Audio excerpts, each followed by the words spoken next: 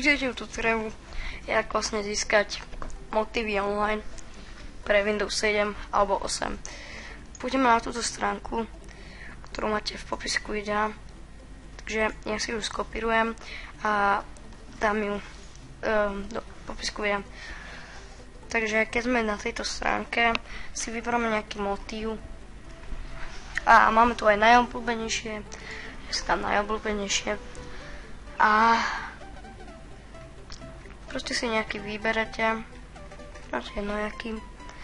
Filmy, hry, dám si hry. Máme tu Angry Birds, EA Sports, Gear of Wars. Vyberte si proste, čo chcete, dáte úplne jedno.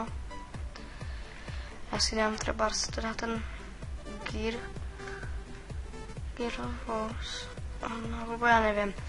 Proste si vyberte, čo chcete, dám tomu toto, kliknem na to. Toto si dám, no. A kliknem na stiahnuť motív, keď už mám nejaký vybraný. Takže kliknem na to. Začne sa nám to stiahovať. Takže chvíľku počkáme, kým sa nám to stiahne. Takže čakáme chvíľu. Tak. Po stiahnutí program otvoríme.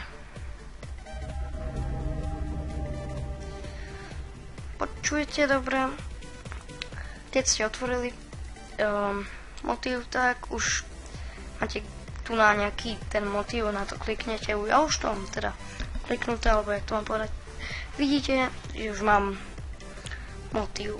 Takže keď sa vám video ľúbil a keď vám tutoriál išiel, tak kliknete na like.